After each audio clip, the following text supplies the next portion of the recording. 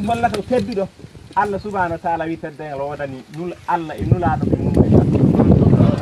nenno laata ko tedduɗo nenno heeferɓe koyi ɗuɓe hoyni heeferɓe kamɓe sahabaɓe e famɗude jateɗe woɓɓe maɓɓe fu daabaji ndurat kono joɓe fe heeferɓe joom ɓe garat ɓe mbaranɓe wuuɗo jaam ñalla waalo hay alhamdulillahi anen noye goruɗen hannde in mbaran heeferɓe ngalten ley leɗɗe men ɗo ɗanoɗen in noddatake bilol en kokkatake kal pour haala ngo fu wala nenno alhamdulillahi tinnoɗe sakiram neɗɗo fu jiɗɗo Allah yaafo ɗum fu himmire jihadi soobo e haɓade hawri e heeferɓe fu hokka yonkim wallahi ñande ñalane ma wara e mayta nenno alhamdulillahi annabijo sallallahu alih w sallam gorko goɗɗo wari e makko wi min mi yeehi ladde mi yii nokkure lobbere ɗo ladde woodi koyɗe ngala toon ndiyam no woodi toon cukku no woodi toon ɓiɓɓe leɗɗe gon toon nam yiɗi mi yaha toon jooɗomo rewa Allah fatma en tam yiya yimɓe fe sakko annaɓe tawi sakko ko humbit ɗum nulaaɗo fu ɗum nulaaɗo wi o ala tuhibbuna an yaghfira Allahu lakum wa yudkhilukum aljanna yalla on jiɗa Allah yaafa on watta on aljanna na o wi miɗen jiɗ o wi ukhzu fi sabilillah ore saabe Allah ɗum e rewtin ɗon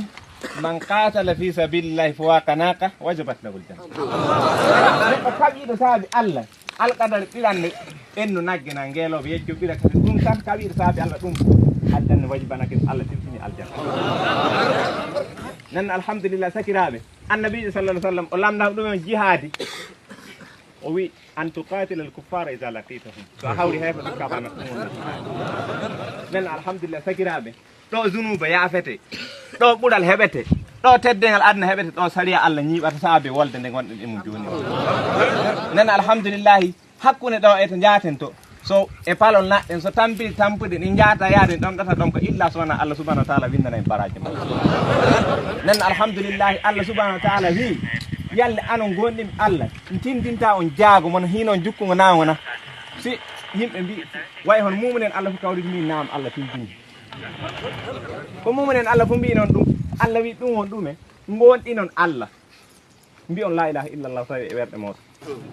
caggal on mbi noon kaɓoɗon e laawol Allah kokkon yonkimon woɗi kokkon jawle moɗon so on gaɗini ko Allah subhanahu wa ta'ala yaafo on zunubaji moɗon nanna on aljanna ñiiɓal nenno wa ukhra tuhibbuna ha ɗume nasru min Allah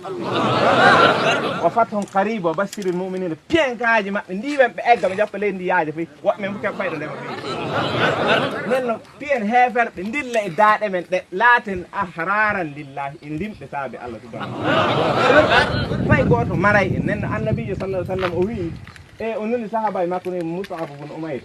ko o nulata heeferɓe ƴami yalle ɗume annabaji mon warde o wi minen min nulama faamin jaltide yimɓe e rewde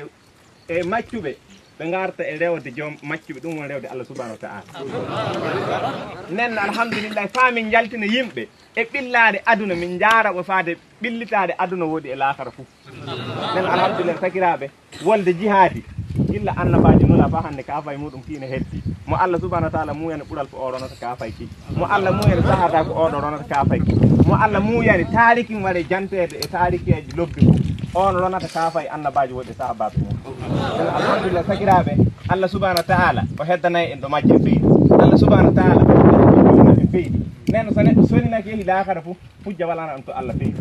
nen alhamdulillahi inan ɓuuri jihade no keewi e Qur'an inan ɓuuri jihade no keewi e hadith annabijo sallallahu alih w sallam no jihadi foti laatade ɓe ɓuuru no jihadi foti forde heɓa taben keddo ɗum waɗi Allah subhanahu wa ta'ala waɗi alamaji kewɗi gilla aduna gurnam nuna yimɓe fu jii ɗin ɗon alamaji gadi ɗum won hoyɗuɓe koyɗi lobbi keeɓi sahadaɓe won hoyɗuɓe koyɗi lobbi mbiyani woɓɓe ne goni e aljanna hey fa nulaɗo sallallahu alih w sallam laatake orgal jihadi so goɗɗo waray nde o konti goɗɗo ma o hatti goɗɗo waray fu nde o ñanguinoyde on waɗa fama on ɗon ɓuuri yidde yimɓe nen alhamdulillah sakiraɓe sahabaɓe ɗum ɓe keɓanno de mbiya ɓe beeli koye ɗum ɓe keɓande ɓe mbiyat fayda wona million ji de wona nayi de wona mote lobbel wona moɓel lobbel de ɗum ɓe keɓanno ɓe mbiya weliɓe annabi sallah sallam itti yimɓe faake wi andina woɓɓe diine ɓe jeeyi marko heɓe tiɓɓe mbaɗi ɓe fuɓaɓe timmi heddi neɗɗo goto woɓɓe mbaɗa jowa dow makko timmi heefere mi jeeya fi neɗɗo tagitiɗo waɗede ko kuuɗal yiwa ɗo makko fayantiri gaɗa ga noy o wi fustu wa rabbil kaaba mi faydake mi honorake Allah subhanahu wa ta'ala mi heeɓi fayda timmi nenno ɗum sahaba faydatonake waɗede saabe Allah barminede saabe Allah haɓude e heeferɓe sino yeeƴata ko faaliɓe annabijo sallallah sallam o wi neɗɗo fof kawruɗo heeferɓe so o yeeƴaki sakkal huccita maɓɓe fa o liɓiɗo noon oɗo Allah subhanahu wa taala ne jalana so Allah jalani neɗɗo tan goto waɗa e nen alhamdulillahi sakiraɓe tinnoɗen gonɗanen Allah wallay jeeɓe ɗabutuji kawloje en fini en gonɗani Allah en pelliti wadde ta kaddam wallay amatta kulol majje ɓeydi alhamdulillahi Allah kam jeeyi kulol Allah kam jeeyi cuusat Allah kam jeeyi mayde kam jeeyi gurnam fimmi